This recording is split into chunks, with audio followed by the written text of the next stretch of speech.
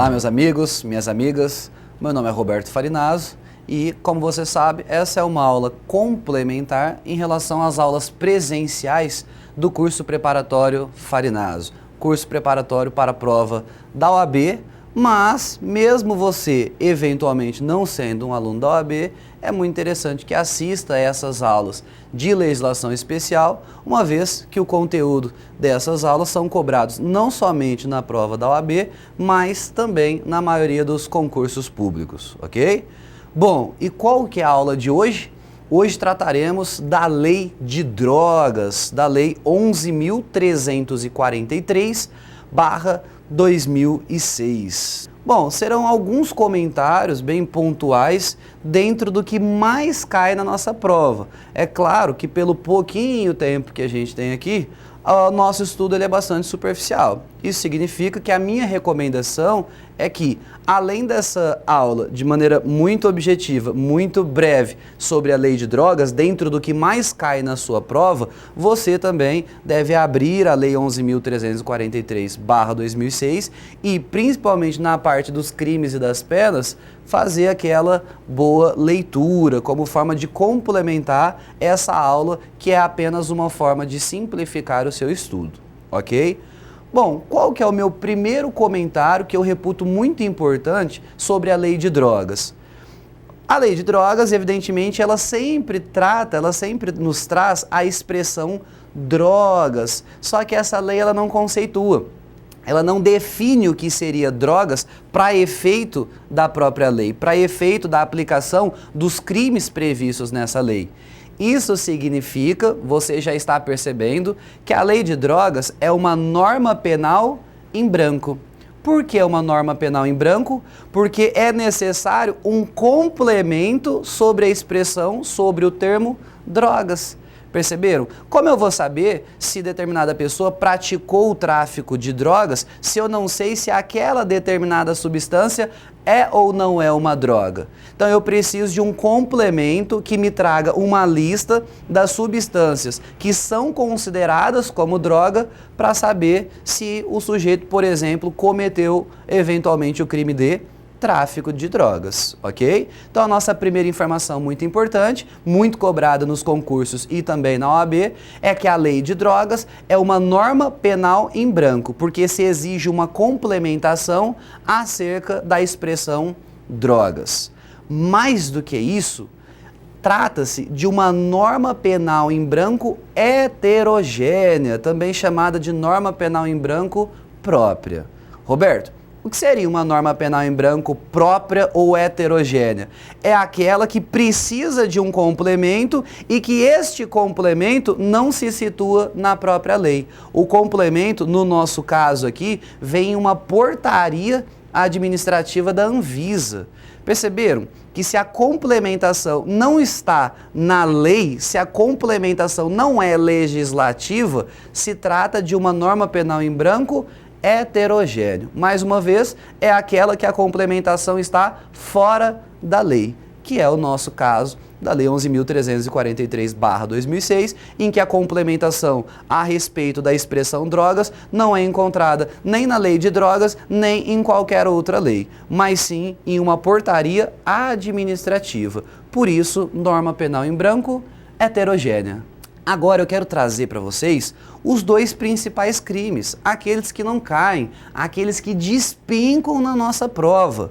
Eles inevitavelmente vão perguntar a vocês, do que se trata o crime previsto no artigo 28 da Lei de Drogas? Do que será que trata o artigo 28 da Lei de Drogas e do que se trata o crime previsto no artigo 33 da Lei de Drogas? Bom, o artigo 28, como vocês estão vendo aqui, trata do crime de porte de drogas para consumo pessoal. Primeiramente, temos uma observação inicial. Roberto, usar drogas no Brasil é crime? Olha o verbo que eu me utilizei. Usar drogas é crime? O mero uso, por si só, não foi criminalizado. Se vocês leem aqui o artigo 28, vão perceber que não tem o verbo usar, não tem o verbo cheirar, inalar, fumar, injetar, não há nenhum verbo correspondente ao uso de drogas. Ora, então o que é crime? O que prevê o artigo 28? Ele criminaliza não propriamente o uso, mas sim o porte de drogas para o consumo pessoal.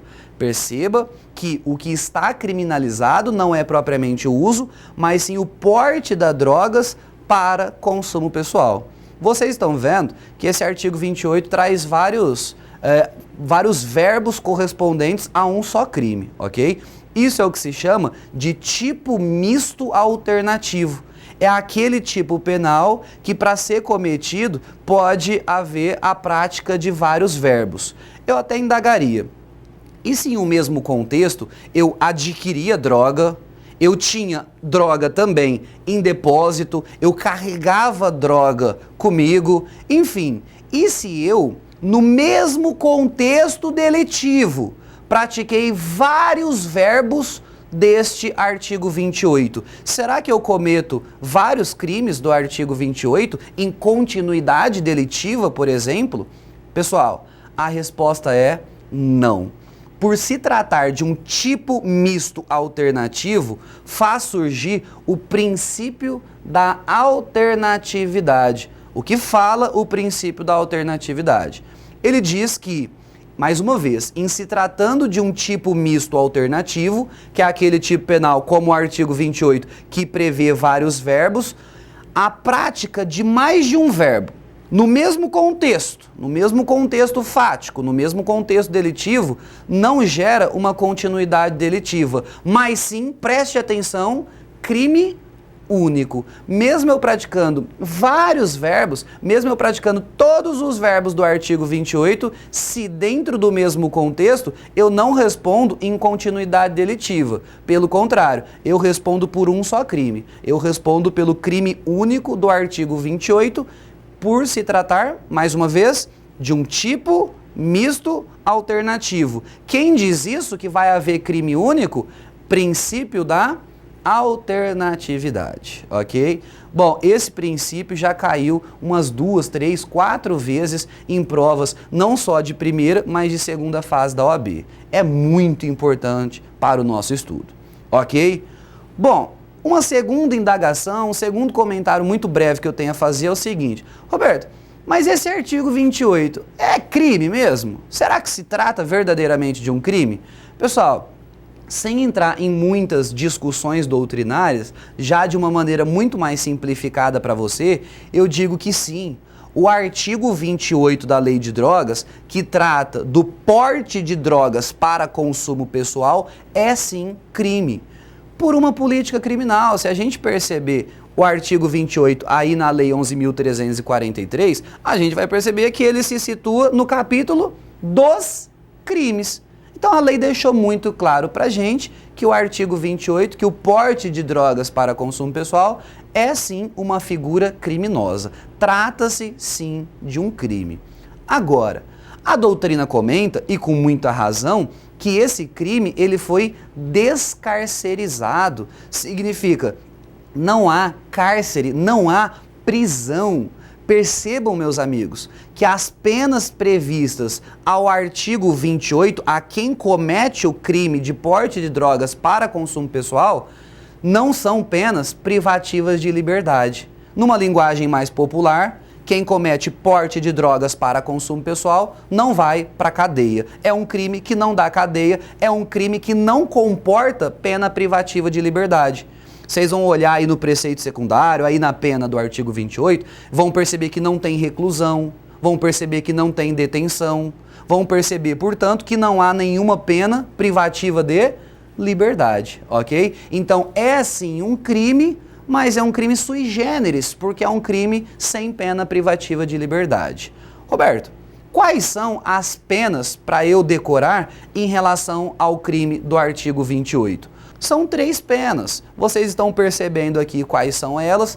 A primeira, qual é? A primeira é uma mera, olha que pena complicada, é uma mera advertência feita pelo juiz, uma advertência sobre o uso da droga. Então você foi lá, a polícia militar te abordou com um cigarro de maconha, você é conduzido à delegacia de polícia, por ser um crime de menor potencial ofensivo, apenas vão lavrar um termo circunstanciado, e se ao final de todo o procedimento penal você for condenado, provavelmente você vai receber essa pena de advertência. O juiz vai falar, menino ou menina, não pode fumar maconha, e essa foi a sua pena, ok? Então, uma das penas do artigo 28 é a advertência sobre o uso das drogas. De repente, se aquela conduta em concreto, se o juiz reputar um pouquinho mais grave, ao invés de apenas me dar uma advertência, ele pode aplicar uma segunda pena também. Qual que é a outra segunda pena? É a prestação de serviços à comunidade. Então, uma segunda possível pena para esse crime do artigo 28 é a prestação de serviços comunitários. Existe uma terceira pena? Existe também uma terceira possível pena, que é aquela de medida educativa, no sentido de te obrigar ao comparecimento de um curso, de um programa educativo sobre o uso das drogas, ok? Essas, portanto, são as únicas penas previstas na lei de drogas, na lei 11.343, para quem eventualmente cometeu o crime de porte de drogas para consumo pessoal. Esse crime previsto no artigo 28, ok? Tomem cuidado que a pergunta que poderia ser feita é a seguinte: mas e se o sujeito que foi condenado a uma dessas penas não a cumpriu? Por exemplo, eu fui condenado a pena de prestação de serviços à comunidade, mas não prestei serviço nenhum. Quais são as penalidades que eu posso sofrer por não ter cumprido a pena aplicada à minha pessoa, já estudada aqui pelo artigo 28? Olha lá, repito a minha pergunta. Quais são as penalidades advindas do descumprimento dessas três penas já estudadas? Bom, a Lei 11.343 lista de maneira sucessiva duas penalidades decorrentes do descumprimento dessas penas. Uma é a admoestação verbal. Nada mais é do que uma outra advertência. Olha, filho, você tem que cumprir aquela pena, eu estou te advertindo novamente. Então, uma das penalidades decorrentes do descumprimento das penas é a admoestação verbal. Uma segunda penalidade, e de maneira sucessiva, ou seja, a última ratio das penas aqui, a última hipótese, seria uma multa. Se o juiz perceber que o sujeito vem cometendo o crime do artigo 28 e realmente não cumpre as penas aplicadas, em último caso, a penalidade decorrente desse descumprimento vai ser uma multa. Preste muita atenção, porque admoestação verbal e multa não são propriamente penas do artigo 28. São meras penalidades que vão ser aplicáveis apenas quando o sujeito descumpre as verdadeiras penas do artigo 28, que são advertência, prestação de serviços à comunidade ou comparecimento a curso ou programa educativo sobre o uso das drogas. Eu tenho um último comentário a respeito do artigo 28, que é o seu prazo prescricional. Tomem cuidado que quem estuda prescrição lá no Código Penal percebe que a menor das prescrições é aquela que se dá em 3 anos. Tem crime que prescreve sempre dependendo da pena em abstrato ou mesmo da pena em concreto. Há crime que prescreve em 3 anos, em 4, em 8, em 12, em 16 ou em 20 anos. Esses são os tempos de prescrição, que não é a aula de hoje, previstos lá no Código Penal. Fique muito esperto, meu amigo ou minha amiga, que o crime do artigo 28, esse crime de porte de drogas para consumo pessoal, ele prescreve em 2 anos. Percebeu que a prescrição para esse crime é menor do que a menor das prescrições lá do Código Penal, ok? Então, o artigo 28 prescreve em 2 anos para a aplicação dessas penas que a gente já estudou. Bacana? Beleza? Estudamos aí o artigo 28 e agora eu quero trazer os principais comentários a respeito do artigo 33 da Lei de Drogas. Artigo 33 que nesse momento está aqui para vocês darem uma lidinha e melhor acompanharem a nossa aula, as nossas dicas sobre a Lei de Drogas. Entretanto, antes da gente apurar, da gente estudar mais minuciosamente esse artigo 33, eu quero fazer uma diferenciação que todo mundo tem dúvida, que é a curiosidade, inclusive, da maior parte da população. Roberto, qual é a diferença primordial do artigo 28, do porte de drogas para consumo pessoal, em relação ao artigo 33, que é o crime de tráfico de drogas? Pessoal, a diferença entre esses dois tipos penais, a diferença entre esses dois crimes é uma só. Uma só? Qual? É a finalidade do agente. Perceba com muita clareza que se eu adquirir droga, carregava comigo, transportava, tinha em depósito, enfim, esses verbos que eu mencionei estão tanto no artigo 28 quanto também estão no artigo 33. Agora, qual vai ser a diferença? Se eu fazia tudo isso para consumo pessoal, se a minha finalidade de ter em depósito, de guardar, de trazer consigo, se a finalidade da prática desses verbos era, em última análise, consumir aquela droga, eu recaio no artigo 28.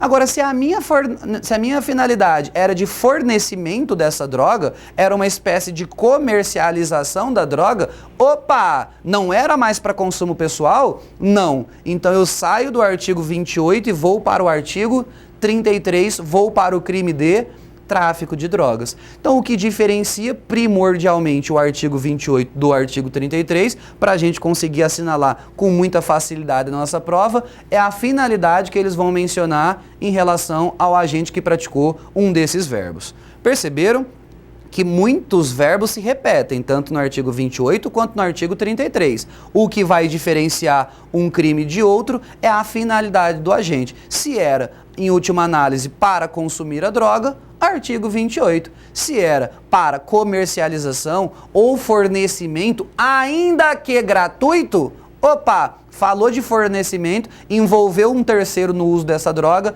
eu já posso pensar no tráfico, eu já posso pensar no artigo 33. Beleza? Muito fácil. Uma pergunta que você deve estar pensando aí. Mas espera aí, qual que é a quantidade de drogas que diferencia o portador de drogas para consumo pessoal e o traficante? Pessoal, não existe nenhuma quantidade fixada de forma objetiva na lei. Não existe, por exemplo, um dispositivo que diga até 10 gramas é porte, mais que 10 gramas seria tráfico. Não existe esse critério objetivo. O que a lei fala então? Claro que a interpretação da lei vai caber aos juristas, principalmente em um processo judicial concreto, vai caber à autoridade judiciária competente. De qualquer maneira, a lei fala assim: os critérios para se aferir se a finalidade do sujeito era o consumo pessoal ou se era o tráfico de drogas, se era o fornecimento da droga, tem que levar em conta, primeiro, a quantidade de drogas, embora não haja nenhuma quantidade específica. O juiz vai avaliar o caso concreto. Por exemplo, o sujeito foi surpreendido com 1 tonelada de maconha. Será que 1 tonelada de maconha é compatível com a finalidade exclusivamente de consumir a droga? Aparentemente, não. Isso leva o juiz a interpretar pelo crime de tráfico de drogas. Percebeu que não há uma quantia específica em lei, mas a quantidade de drogas é claro que vai ser avaliada pelo juiz de acordo com o caso concreto, ok? A lei pede para ser analisada também a natureza da droga. Por quê? Muitas vezes, se a gente pergunta 10 gramas, será que é muito? Será que é pouco? Vai depender da natureza da droga. De repente, 10 gramas de maconha não é muito, mas 10 gramas de cocaína, 10 gramas de crack já é uma quantidade mais considerável. Então, a natureza da droga também é avaliada pelo juiz para se aferir se se trata de um consumo pessoal, ou seja, do artigo 28, ou se se trata de tráfico de drogas. O juiz vai avaliar o local em que o sujeito foi surpreendido pela polícia, se ele estava numa boca de fumo, onde se vende drogas, portanto. Eu acho, inclusive, esse critério um pouco tolo por parte da lei. Porque apurar o local não dá para definir muita coisa.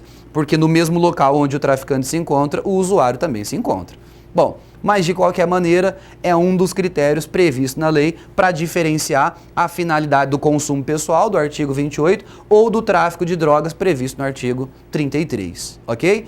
O juiz também vai analisar as circunstâncias pessoais e sociais do agente que foi surpreendido, do agente que está sendo investigado ou mesmo processado. Por quê? Imagine que eu fui surpreendido com uma quantidade razoável de drogas e eu já tenho 5 condenações pelo crime de tráfico de drogas.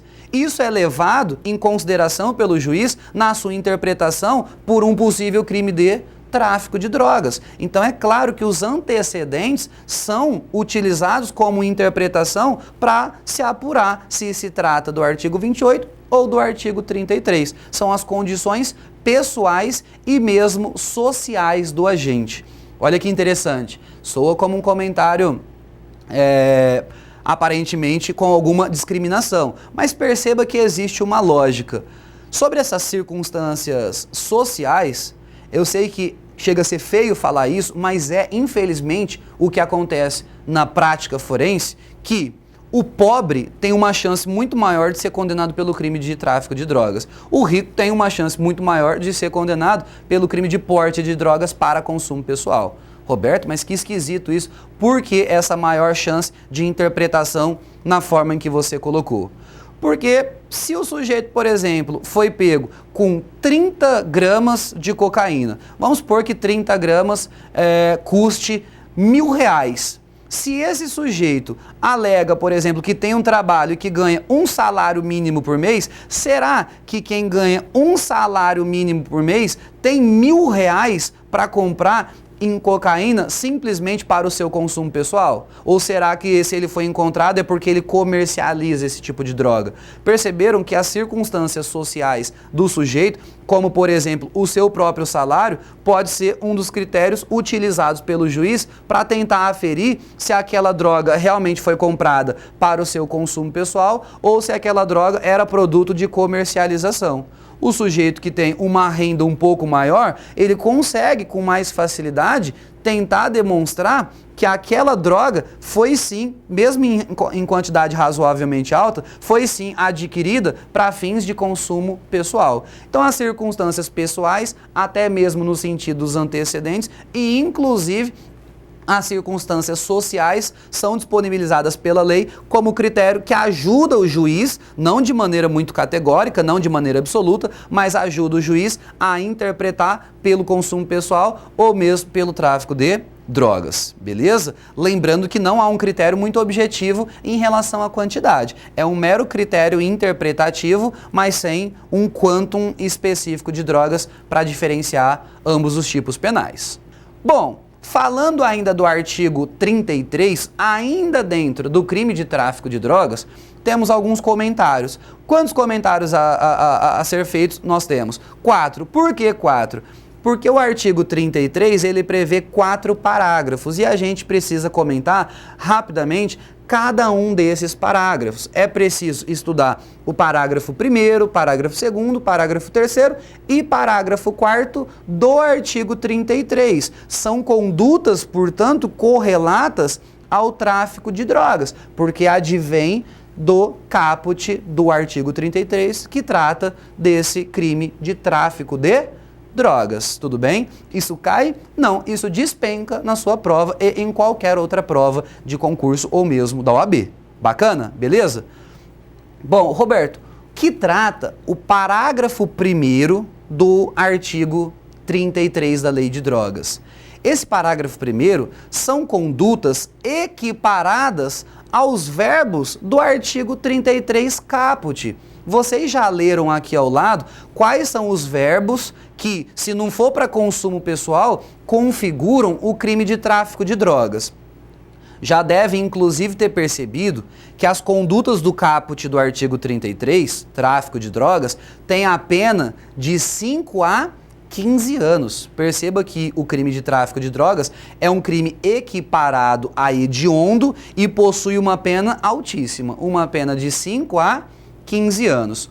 Bom, o que eu vou falar agora sobre o parágrafo 1º são condutas equiparadas. Como assim? São condutas que, se praticadas nos moldes desse parágrafo 1º, o agente vai responder com as mesmas penas, na verdade, com a mesma pena do caput do artigo 33. Ou seja, quem incorrer no parágrafo 1º também será penalizado com 5 a 15 anos. Por isso essa expressão aqui, nas mesmas penas incorre quem? Bom, esse parágrafo 1º, vocês estão percebendo aqui, que acabou de ser colocado ao lado para vocês. Esse parágrafo 1º, ele traz 3 possibilidades. Bom, quais são as 3 possibilidades de incorrer nas mesmas penas do tráfico de drogas?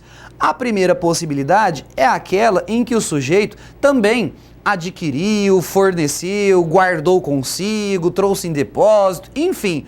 Mas o que ele adquiriu? O que o sujeito tem consigo? Não a droga propriamente dita, mas a matéria-prima. O sujeito carregava matéria-prima, o insumo, aquele produto químico que vai ser utilizado para a preparação da droga.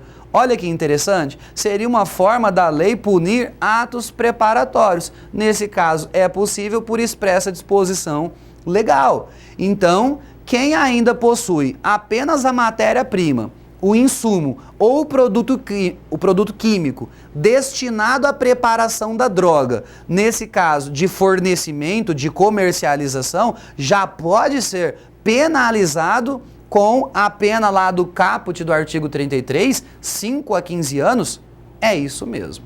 Tudo bem? Então essa é a primeira situação de conduta equiparada ao tráfico de drogas. Uma segunda situação trata, e aqui cai muito, do plantio ilegal de drogas. É a conduta do sujeito que plantou realmente algum determinado tipo de droga, ele semeia, ele cultiva uma espécie de planta que vai fazer nascer a droga que futuramente ele pretende comercializar.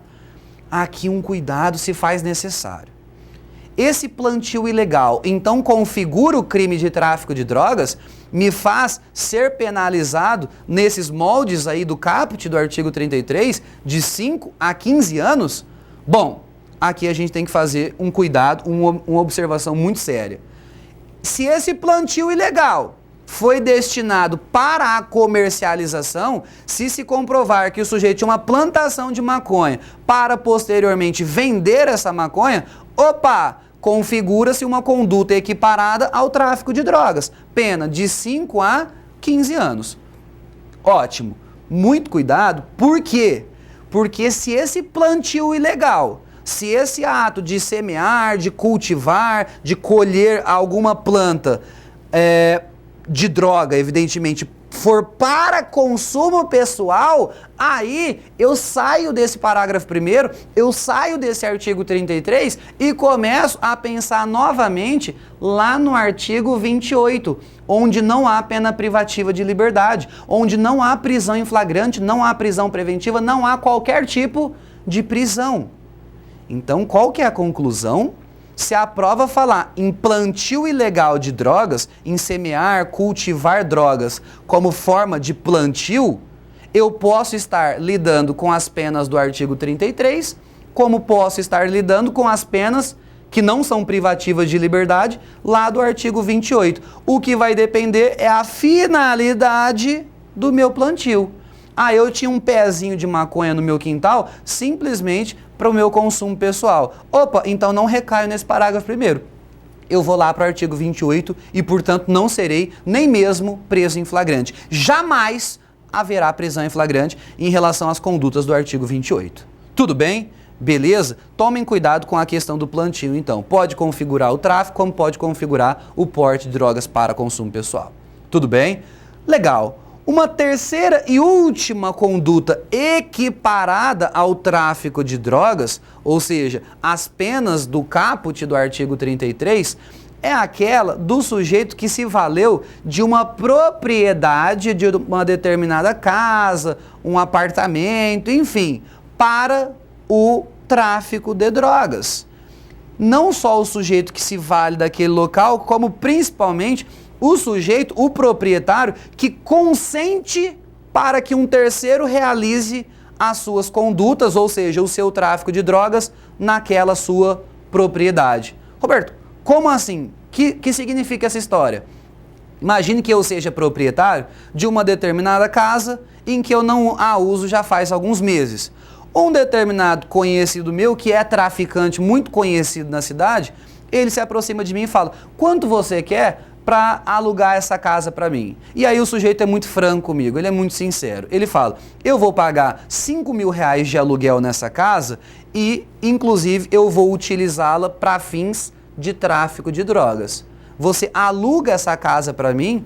Olha que interessante. Se eu, proprietário do imóvel, alugo este imóvel para fins dele ser utilizado como condutas de tráfico de droga, eu também respondo com as penas do tráfico, com as penas de 5 a 15 anos. Perceberam? Quem utiliza um imóvel ou quem consente para que outrem utilize este imóvel para fins de comercialização de droga, responde com as penas equiparadas do caput do artigo 33. Mais uma vez, 5 a 15 anos. Ok, beleza, superamos o primeiro parágrafo e agora rapidamente trataremos do parágrafo 2º do artigo 33, que trata da conduta de induzir. Você conhece esses verbos: induzir, instigar ou auxiliar alguém ao uso da droga. São os verbos lá que normalmente aparecem na qualidade do partícipe, daquele que somente participa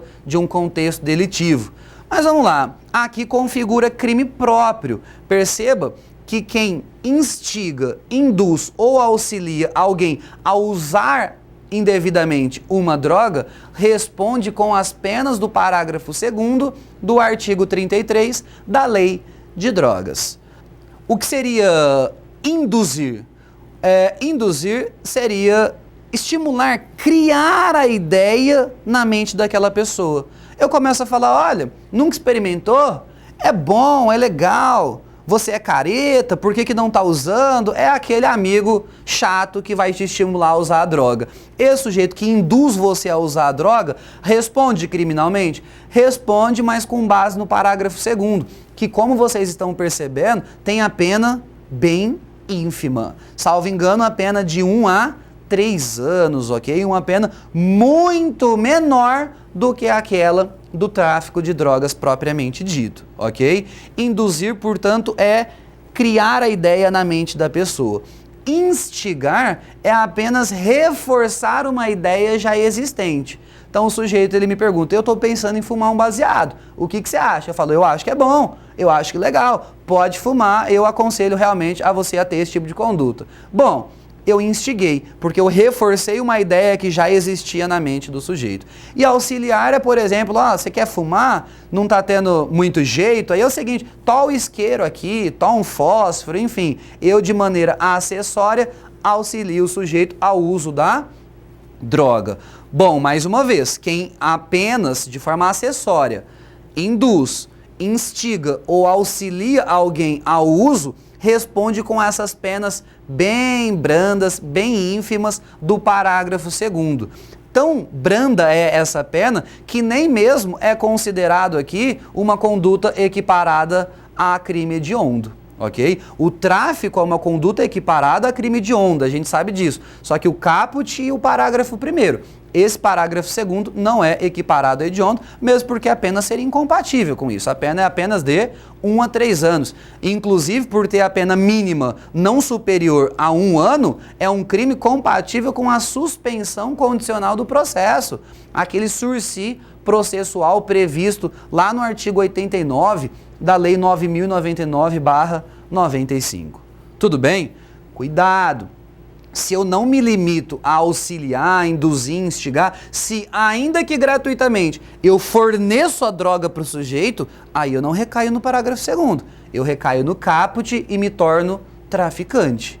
Então, muito cuidado na hora de interpretar isso para a nossa prova. Legal? Estamos avançando, estamos evoluindo.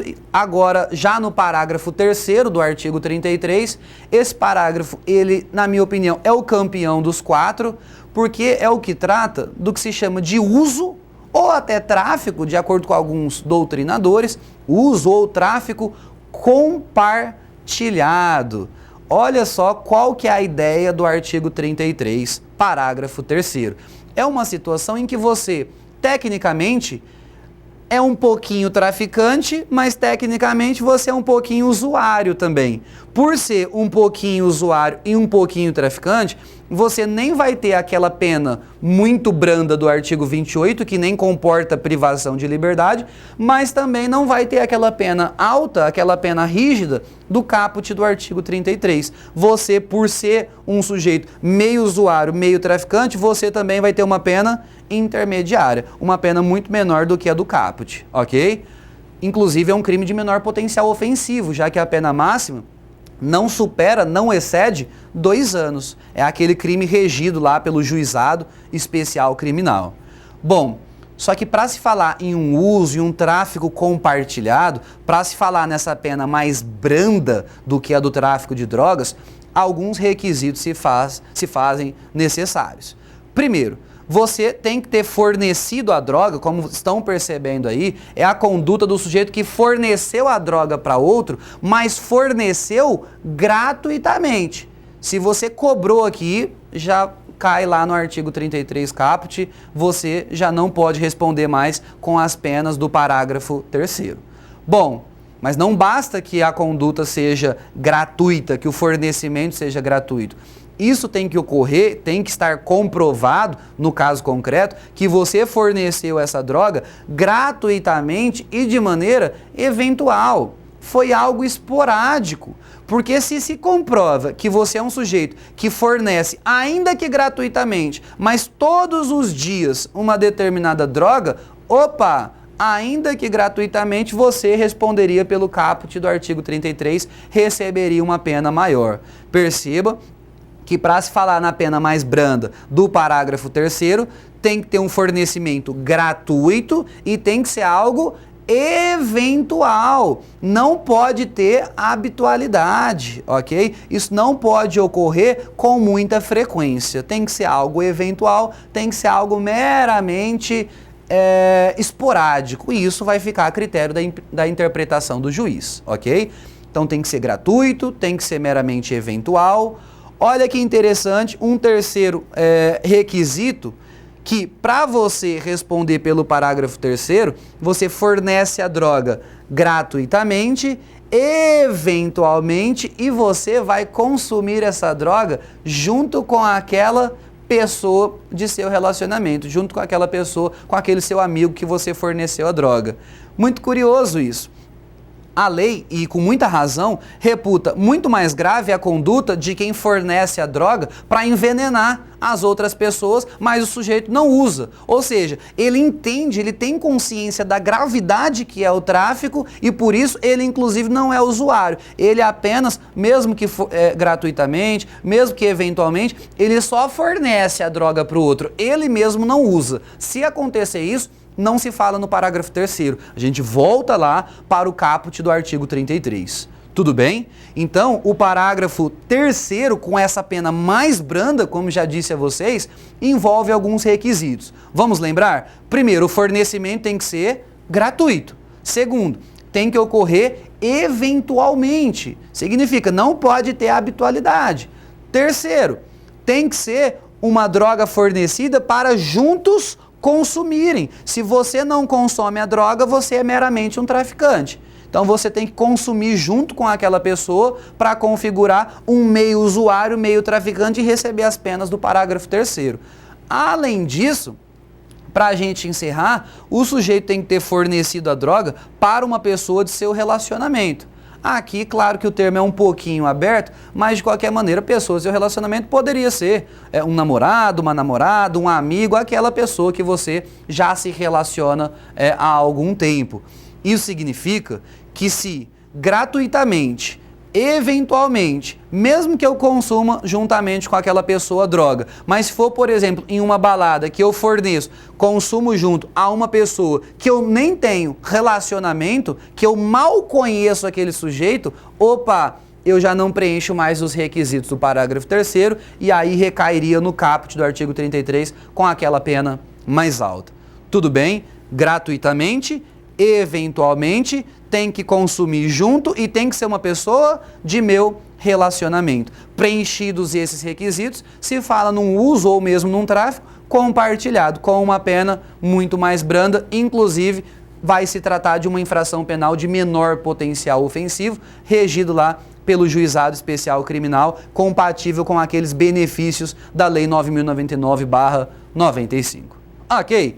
Pra gente encerrar, o último parágrafo é o parágrafo 4º, é um dos parágrafos mais utilizados nos processos judiciais que tramitam aí Brasil afora, ok? Campeão de incidência prática e também de incidência teórica, porque é muito cobrado nas nossas provas, é esse parágrafo 4º. Ele trata da figura famosíssima do tráfico privilegiado. Como assim tráfico privilegiado? É uma conduta correspondente ao tráfico de drogas, ou seja, vocês vão perceber pelo enunciado que o sujeito praticou uma conduta que vai ser enquadrada como tráfico de drogas, seja no caput, seja no parágrafo 1º. O sujeito ele é um traficante, mas ele vai reunir alguns requisitos que já estão listados aqui, em que ele vai contar com uma causa de diminuição de pena. Olha que interessante. O que é o tráfico privilegiado, então? É o tráfico de drogas, seja do caput, seja do parágrafo 1º, mas que por preencher alguns requisitos do parágrafo 4º, o agente vai contar com uma causa de diminuição de pena. Lembrando, inclusive, que causa de diminuição de pena, aquelas causas que incidem na terceira fase da dosimetria, possibilitam que o agente, inclusive, receba uma pena abaixo do patamar mínimo legal previsto abstratamente no tipo penal, ok? Então, quais são os requisitos que eu tenho que preencher para ter a diminuição de 1/6 a 2/3 da minha pena? Quais são os requisitos previstos no parágrafo 4º que tratam do tráfico privilegiado? Bom, o juiz vai ter que constatar que o sujeito ele é primário, que ele tem bons antecedentes, ou até uma forma mais técnica de se interpretar ele não possui maus antecedentes. Bom, então ele é primário, ele tem bons antecedentes, ou mesmo não possui maus antecedentes. Isso vai evidenciar que ele não é dedicado às atividades criminosas, ele não se dedica ao crime, isso vai ficar devidamente comprovado no processo, é claro, e ele não pode ser enquadrado como membro de alguma organização criminosa. Ele não pode integrar nenhuma organização criminosa. Perceberam que se o Ministério Público não consegue comprovar que ele integra uma organização criminosa, se não se comprova que ele é dedicado a alguma atividade criminosa e o juiz constatando que ele é primário e de bons antecedentes, o sujeito reuniu os requisitos do parágrafo 4º. O sujeito vai cometer um tráfico, mas um tráfico privilegiado, porque um tráfico em que na terceira fase da dosimetria, o sujeito vai contar com uma causa de diminuição de pena. Ao final da dosimetria, o juiz vai diminuir de 1/6 a 2/3 a sua pena, podendo esta ficar inclusive abaixo do patamar mínimo legal. Ou seja, o crime de tráfico tem a pena de 5 a 15, esse sujeito, se a pena dele for diminuída em 2/3, ele pode pegar, por exemplo, 1 ano e 8 meses, uma pena muito abaixo do patamar mínimo legal. Ok? Prevalece o entendimento que, nesse caso, mesmo se tratando de um tráfico privilegiado, o crime continua se equiparando a hediondo, ok? a privilegiadora do parágrafo 4º não afasta a hediondez do crime de tráfico de drogas. Qual que é a nossa conclusão? O caput do artigo 33 é conduta equiparada a hediondo. O parágrafo 1º também é equiparado a hediondo. O parágrafo 4º, mesmo sendo um tráfico privilegiado, continua sendo equiparado a hediondo. Agora, o parágrafo 2º e o parágrafo 3º que já estudamos são duas condutas bem mais brandas, já vimos isso, e que por consequência não serão equiparadas a hediondo. Tudo bem? Vocês já sabem o meu nome, está escrito novamente aqui para vocês, meu nome é Roberto Farinazzo, a minha página do Facebook, que se situa aqui também, é Roberto Farinazzo Ciências Criminais, e lá vocês poderão entrar em contato direto comigo, fazendo todas as perguntas, sejam correspondentes a essa aula ou não, qualquer pergunta de direito penal e processual penal, vai ser um prazer para mim ajudar vocês. Tudo bem? Estamos firmes nessa jornada. Seja concurso, seja OAB, vamos continuar lutando com muita garra. Tudo bem? Contem comigo.